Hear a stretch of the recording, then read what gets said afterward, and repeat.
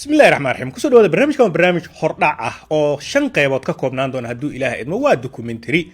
تاريخ ذا ونوفمبر طبعا كذا لبض كون سجال طبعا كا دب أيام إذين علين دونا هدو إله إدمو نوفمبر لبض كون سجال طبعا كا وصوماليا وحال لجو سكتي إن أي كذا عدم مصيبة مد أن هور الله أرك لبض مدحوينه أو قرن ومدحض قرن كصوماليات أو هالبيل كسو ذي جيدا مدنه حسن شيخ محمود إيوم مدنه الشيخ شريف شيخ أحمد ayaa koox dhagar qabayaal ah gudaha Soomaaliya iyo banaanka Soomaaliya labada meelba wada joogo ayaa waxay muddo qorsheynayeen in madaxda hal meel ayagoo wada joogo lagu qaariyo anagu u jeedna marka ay irdalfo ila meesha diyaaradda waa iskaga jeedaa anagu u jeedna ay dhaqaaqeen madaxweynayaashii arrintaas mar kasta ay dhacdo waxay dhici anagana kuwan temperature-kooda ama se xanaaq kor u sii kacaya heer waxaan gaarnay ugu dambeyn anaga isaga baxno meesha oo ilaan ay arkaan inay isku dayaan inay hadda maadaama ay bixi rabaan halkii had baajintii waa dhamaatay marka waxa waaye in la soo celiyo ama la joojiyo inay dagaan isku bedeshay marka xamar waxa lagu qaban waaye inay way balweel waristaga xamar waxa lagu qaban waaye waa lagu joojin waaye xamar waaye airport waa laga celin waaye inay adana ka baxaan oo diyaaradii koraan waa laga celin waaye wixii dhan markii ay fail garoobeen wixii dhan ay ugu guul dareystay marka idinku arkay diyaaradda fuuleynay anagu arkayna ay baxeen haddaba damaca wuxuu ahaa madaxdii oo diyaarad saaran madaxdaas oo weliba halis lafsadooda geliyey ayadoo dalka Soomaaliya amaba guud ahaan aaga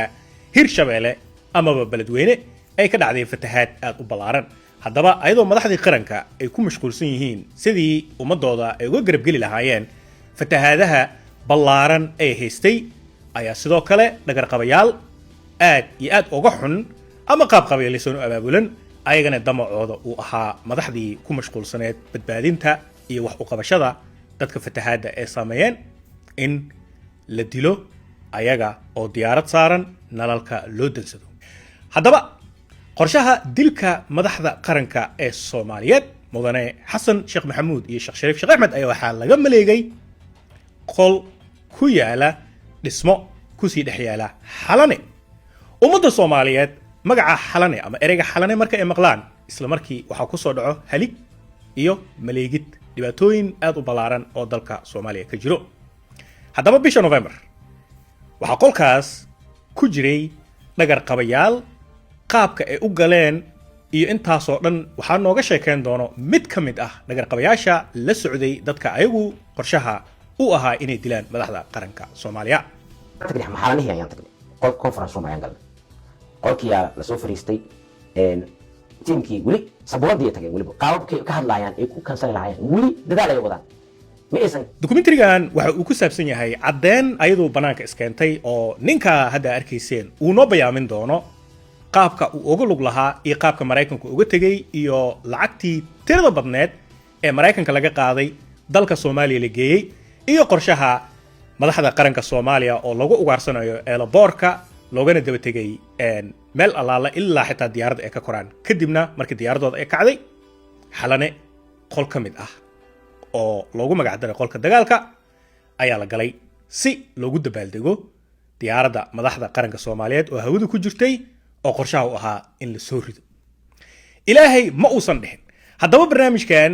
waxaan rabaa isla November taas ayagoo dadka xalane ay ku jireen ee qorsheynayeen in madaxda qaranka Soomaaliya la haligo ama la dilo isla isbuucaas waxaa xalane lagu dhex dilay gabar caanka ah guud ahaan dalka Soomaaliya u dhalatay Canada-na dhalasho ka qaadatay waa Almas Elman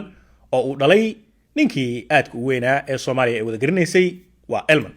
gabadhaas oo ayadoo xalane dhex taagan xabad lagu dhuftay ilaa haddana wax jawaab ah aan loo helin haddaba barnaamijkan waxaa iga caawiyey igana garabsiiyey dhammaan laamaha amniga ee Soomaaliya iyo sidoo kale xogo kale oo aan banaanka ka helay maalmaha soo socdo qayb ayaan idinku turjubi doonaa idinkuna soo bandhigi doonaa hadduu Ilaahay idmo si aad uga dheregtaan dhagar qabayaasha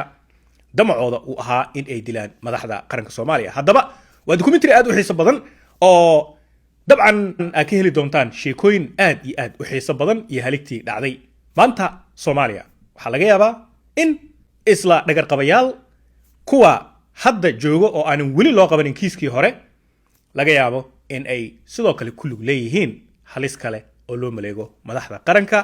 iyo sidoo kale dadka Soomaaliyeed haddaba documentary-gan wuxuu faa'iido u yahay in aan ka faa'iideysano dhagar qabayaashaas in wajiyadooda aan soo bandhigno hadduu Ilaahay idmo